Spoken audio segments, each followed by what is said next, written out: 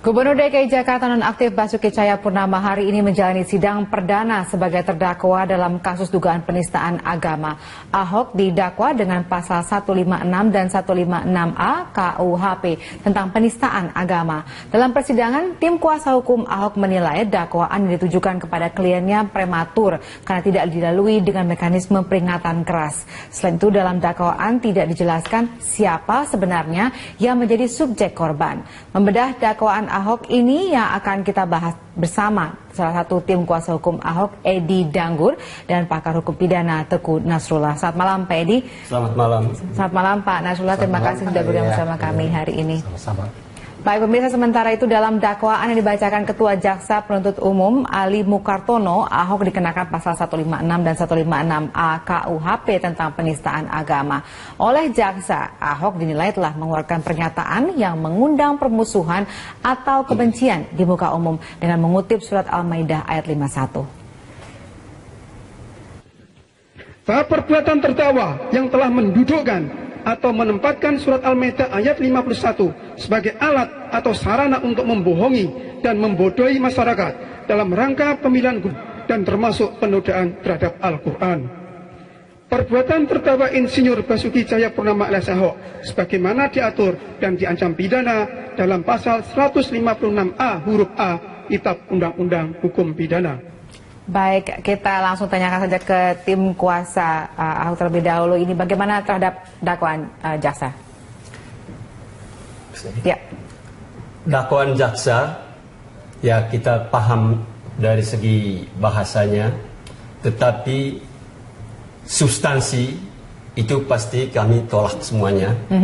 Dan kita ajukan keberatan, termasuk salah satunya itu soal prematurnya dakwaan ini. Karena di dalam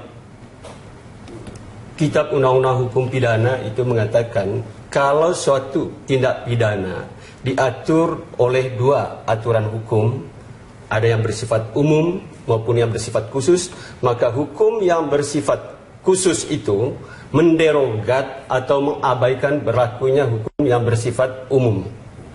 Dalam hal ini Undang-Undang Undang-Undang Nomor 1 PNPS 1965 itu adalah hukum yang bersifat khusus atau lex specialis. Sedangkan pasal 156A KUHP itu adalah lex generalis. Maka di sini berlaku prinsip hukum umum, lex specialis derogat lex generali.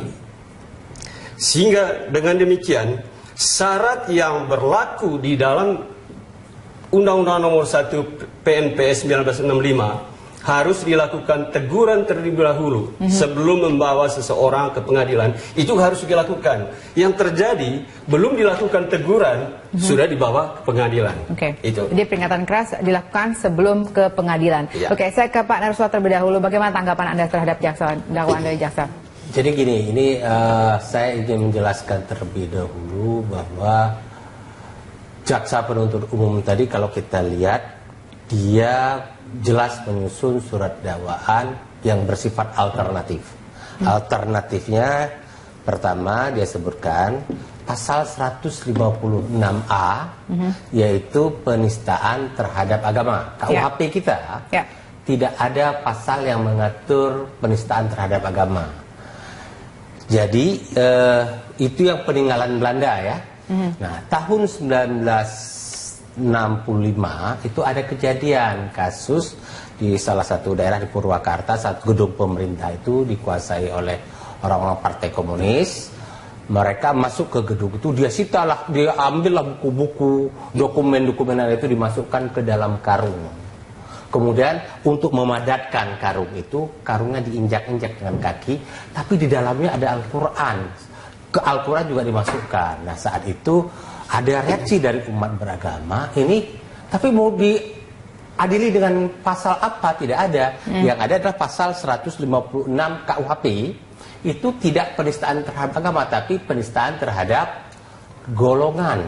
Nah, kemudian saat itu pemerintah Soekarno dengan PNPS nomor 1 tahun 65 memasukkan, membuat pasal penistaan terhadap agama. Nah, pasal itu kemudian diambil alih, dimasukkan ke dalam KUHP juga, sehingga antara pasal 156 dengan 157 muncul pasal baru 156A.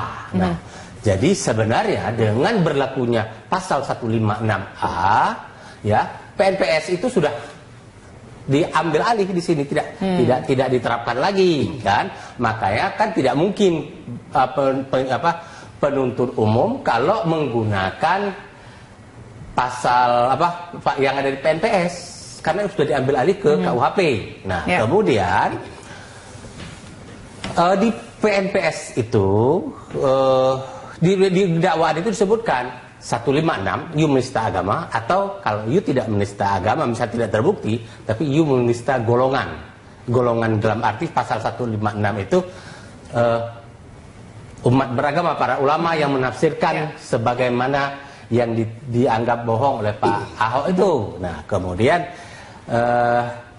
itu yang jadi persoalannya. Nah, pertanyaannya adalah, tadinya saya berpikir akan ada pasal satu lagi, karena kalau nggak salah yang saya pahami waktu penyidikan itu ada undang-undang ITE, tapi undang-undang ITE tidak masuk, tidak masuk dalam dakwaan jaksa hari ini. Nah, jadi nanti jaksa tinggal membuktikan salah satu. Jadi biasanya jaksa membuktikan pasal 156 di persidangan. Tapi kalau dari fakta-fakta yang ada tidak terbukti 156, jaksa mengambil 156A. Tapi karena ini yang pertama disebut 156A, maka itu yang pertama dibuktikan. Oke, jadi menurut Anda ada sesuatu yang sudah cukup dakwaannya, atau sebenarnya ada yang tertinggal dalam hal ini? Saya rasa saya tidak bisa mengatakan ada yang tertinggal, tapi hasil penyidikan ada undang-undang ITE, tapi di surat dakwaan tidak muncul. Nah, saya nggak berani mengatakan apakah tertinggal apa tidak, bisa saja hasil analisis penuntut umum ini tidak bisa didakwakan undang-undang ITE. Tapi yang saya ingin katakan begini, bahwa ketika tadi yang disebutkan oleh beliau itu yang ada di PNPS nomor 1 tahun 1965, penerapannya selama ini bahwa kalau you menyebarkan ajaran sesat, ajaran yang akan menimbulkan kerusuhan di antar umat beragama, itu mekanisme peringatan terlebih dahulu. Tapi kalau you sudah melakukan perbuatan yang menista, bisa dibuktikan perbuatan you sudah selesai menista, misalnya kasus Arswendo, dia sudah selesai menista, tidak ada lagi perlu peringatan karena perbuatan sudah selesai. Penerapan pasal 156A bisa segera diterapkan. Oke, baik, kita dengarkan dulu dalam sidang perdananya. Ahok sempat menangis saat membacakan nota keberatan di hadapan hakim. Ahok bercerita soal keluarga angkatnya yang juga penganut muslim taat yang sempat membiayai kuliahnya saat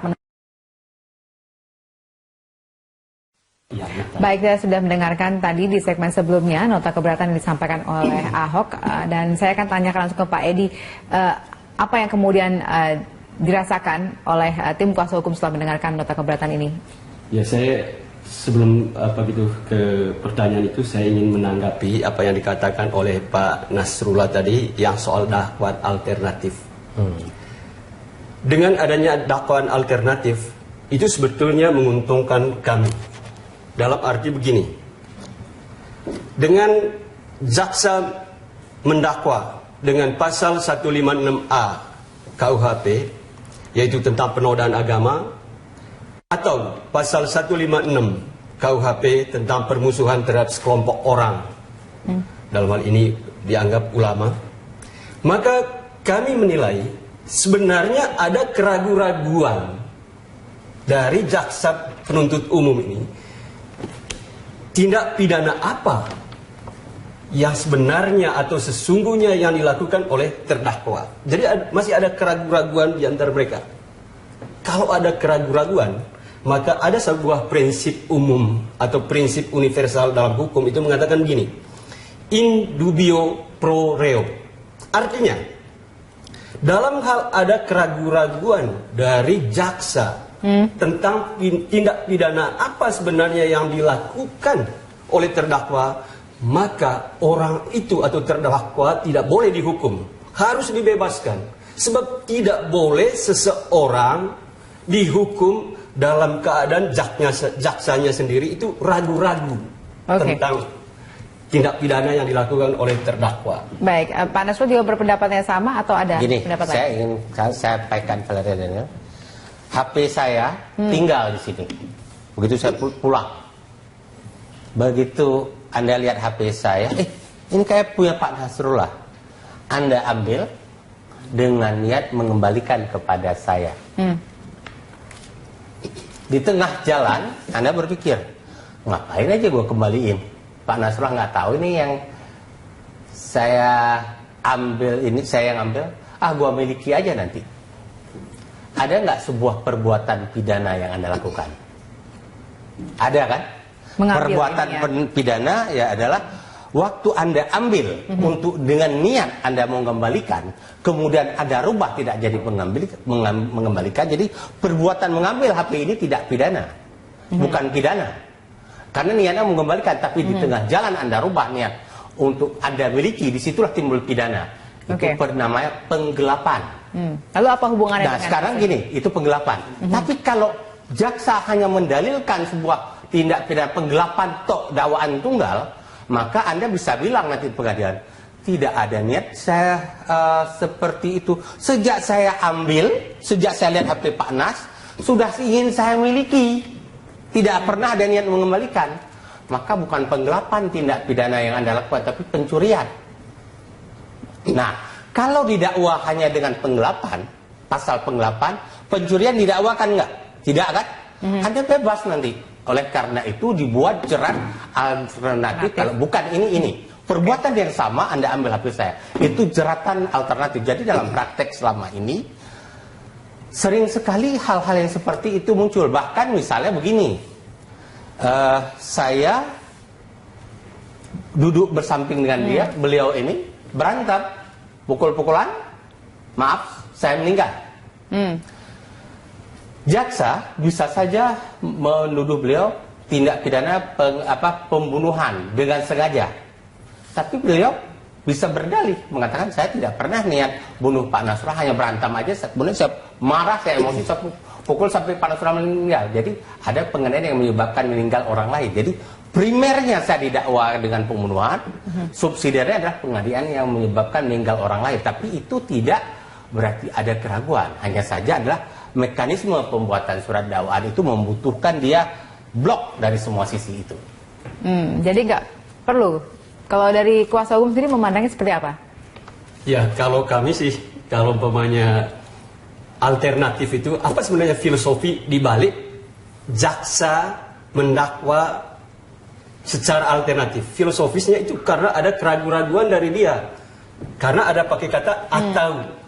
Kalau ini tidak terbukti, baru periksa yang ini. Itu berarti apa?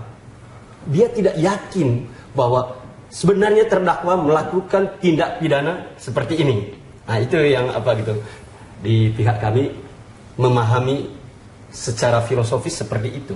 Baik, kalau kita baca misalnya tadi dari nota keberatan disampaikan oleh Ahok begitu, kemudian dengan mengutarakan apa yang mungkin pengalamannya selama ini, apakah itu kemudian bisa membantu misalnya untuk memperingan sehingga akhirnya tadi bisa memperjelas kata-kata Pak Edi tadi mengatakan keraguan-raguan dari jaksa kemudian bisa menjadi jelas dengan mendengarkan itu? Ya, karena ini kan bicara soal niat ya, di dalam tindak pidana itu kan niat. Ahok dengan gayanya sendiri yang benar-benar asli itu dia mengungkapkan apa sebenarnya yang ada di hatinya. Benarkah dia menista agama Islam? Atau benarkah dia melakukan sikap permusuhan terhadap sekelompok orang? Itu yang dia ungkapkan. Jadi sebenarnya dari yang dia ungkapkan tadi di persidangan, dia mau mengatakan saya tidak punya niat sedikit pun untuk menista agama Islam, tidak juga melakukan sikap permusuhan terhadap sekelompok orang, dalam hal ini ulama atau individu-individu tertentu. Tidak ada dengan bla bla bla bla alasan tadi seperti dikemukakan oleh beliau. Oke, nota keberatan itu yang dibuat oleh Ahok sendiri. Ahok sendiri buat untuk dirinya sendiri dan itu asli. Oke. Baik, Pak Nasrullah, kalau Anda melihat tadi, bisakah kemudian itu menjawab tadi kalau dikatakan ada keraguan sehingga akhirnya jaksa kalau saya ini tadi tidak ada? menganggap salah tempat. Yang mana salah tempat? Nota keberatannya salah tempat karena dalam hukum acara pidana tadi kan kita bahas kitab undang-undang hukum pidana, ini sekarang hukum acara pidana, pasalnya juga sama itu 156 juga KUHP ya, nyatakan setelah selesai penuntut umum membacakan surat dakwaan kepada terdakwa dan atau penasihat hukum diberi kesempatan untuk menyatakan keberatan terhadap surat dakwaan itu. Keberatannya untuk 3 hal. Yang pertama, keberatan terkait dengan kompetensi pengadilan. Apakah pengadilan itu berwenang apa tidak, baik absolut maupun relatif. Yang kedua, keberatan karena surat dakwaan tidak dapat diterima. Misalnya tidak terpenuhi syarat formil dari surat dakwaan. Yang ketiga, surat dakwaan harus ditolak, dibatalkan ya. Nah, karena tidak terpenuhinya syarat material dari surat dakwaan. Nah, tadi kalau kita lihat eksepsinya Pak Ahok, saya tidak melihat yang ada keterkaitan dengan 156 KUHP tadi. Nah, namun saya paham kalau eksepsi Pak Ahok, karena orang yang beliau itu tidak bisa, tentu semua orang awam ya, tidak mengerti hukum, kadang-kadang tidak bisa membedakan nota pembelaan dengan nota keberatan. Materi yang disampaikan oleh Pak Ahok itu adalah nota pembelaan nanti, pledoi ya. Nah, yang saya lihat juga, tapi ternyata saya nggak tahu nih apakah Pak Ahok yang dibuatkan oleh penasihat hukum atau Pak penasihat hukum sendiri yang mencontoh kepada Pak Ahok, karena materi nota keberatan Pak Ahok juga diulangi kembali oleh penasihat hukum, walaupun sekali lagi yang saya katakan bahwa 30% terakhir dari eksepsi itu memang masuk ke eksepsi 2 hal. Jadi surat dakwaan tidak dapat diterima dan surat dakwaan batal demi hukum, Pak ya. Tadi yang saya melihat kalau dari penasihat hukum masuk, walaupun di awal-awalnya itu lebih dari 50% termasuk materi pledoi. Nah, materi pledoi ini tentunya saya paham ya. Kalau misalnya orang-orang kan suka sinis, kok lawyer kayak nggak ngerti hukum membuat materi pledoi di eksepsi. Ini kan sudah masuk ke pokok perkara. Kalau saya paham bahwa kadang-kadang ada hal yang ingin dibangun oleh penasihat hukum. Penasihat hukum tahu ini materi yang sedang dibacakan yang terkait, yang seharusnya materi eksepsi, tapi sudah masuk pokok perkara, dia sadar sejak awal. Tapi dia ingin bunyikan untuk menyeimbangkan surat dakwaan yang sudah terlanjur dibaca, apalagi yang disiarkan langsung, itu kan publik mendengar surat dakwaan. Nah, penasihat hukum kemungkinan, saya nggak tahu nanti beliau bisa ditanya, tapi dalam analisis saya, kemungkinan penasihat hukum ingin segera memberi warna yang seimbang dengan warna surat dakwaan. Oke, gimana tanggapan Pak Edi? Benarkah seperti itu? Eksepsi itu intinya dalam pemahaman kami itu kan, apakah semua prosedur yang sudah berjalan ini sesuai dengan koridor hukum acara atau tidak? Itu satu. Lalu yang kedua, soal momentum. Ini perkara ini kan diliput oleh masyarakat, artinya jadi perhatian masyarakat seluruh Indonesia, sehingga orang ingin tahu. Begitu dakwaan dibacakan, orang ingin tahu apa sebenarnya yang mau dikatakan oleh Ahok terhadap dakwaan itu. Jadi memang ini strateginya berarti? Ya, strategi untuk menjawab pertanyaan-pertanyaan atau kerinduan dari publik. Bagaimana sih sebenarnya Ahok mau membela dirinya? Nah, itulah momen tadi. Begitu dakwaan dibacakan, Ahok menyampaikan nota keberatan yang betul-betul saya tegaskan, itu asli dari beliau. Dia mengungkapkan perasaannya yang terdalam bahwa dia tidak menista. Artinya semua yang didakwakan oleh jaksa dia tolak. Begitu. Kemudian soal penetapan tersangka ini sejak awal memang itu pasti bermasalah, dalam arti tidak sesuai dengan prosedur hukum yang berlaku. Karena apa? Penetapan tersangka terhadap Ahok itu tidak didahului oleh penyidikan.